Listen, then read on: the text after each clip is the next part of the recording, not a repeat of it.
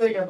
এইবার কি বলা হয়েছে 5 বছর পূর্বে, আচ্ছা 5 বছর পূর্বে x এরও 5 বছর পূর্বে y এরও 5 বছর পূর্বে, তাহলে -5 আর এরও -5।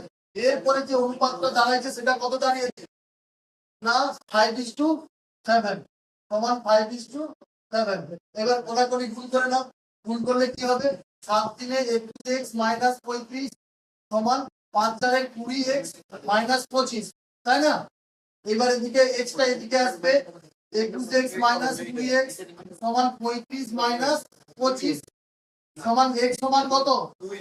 x সমান কত? 10 বছর।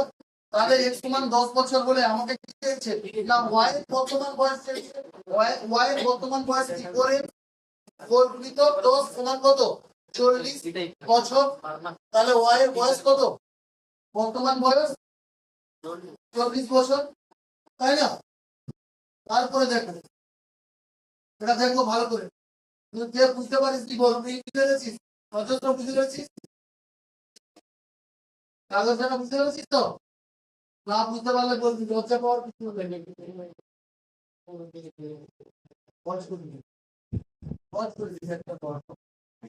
1728 সাথে ক্ষুদ্রতম কোন সংখ্যা যোগ করলে 1728 সাথে ক্ষুদ্রতম কোন সংখ্যা যোগ করলে যোগফল একটি পূর্ণবর্গ সংখ্যা হবে।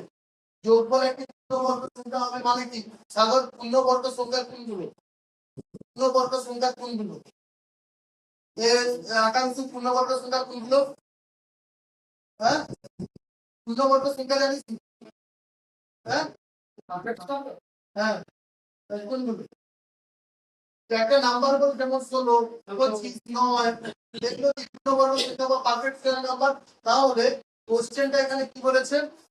কোশ্চেনটা কি বলেছে না 1728 থেকে ক্ষুদ্রতম সংখ্যা যোগ করলে যোগফলটা কি একটা পূর্ণবর্গ সংখ্যা হবে। তাহলে আমার নাম্বারটা কি 1728। এই জয়প্রকাশ যেটা হয়েছে রে এটা হয়ে গেছে। দেখো এইবার এইটাকে আমি পারফেক্ট স্কয়ার নাম্বার কিরকম আমরা করি, পারফেক্ট স্কয়ার করলে ডান দিকে দুটো করে নিতে হয় না? নিতে হয় তো। দেখো 4 4 16, তাই না? 4 এর ডবল বুঝতে এখানে কত বুঝতে, তাহলে 8 8 বুঝতে। এবার 17 থেকে 16 বিয়োগ করলে কত হবে? এক। দেখো একটা 8 এর থাকতে ছোট না বড়? ছোট। ছোট হলে কি আবার একটা বসবে, ক্লিয়ার? মানে আবার যে দুটো জোড়া লাগবে, জোড়াটা লাগবে। তাহলে কত হলো 128। এইবার আমাকে যেহেতু বলছে ক্ষুদ্রতম সংখ্যা যোগ করলে, হ্যাঁ, তাহলে কি হবে যে নাম্বারটা হবে যেন 128 এর একটা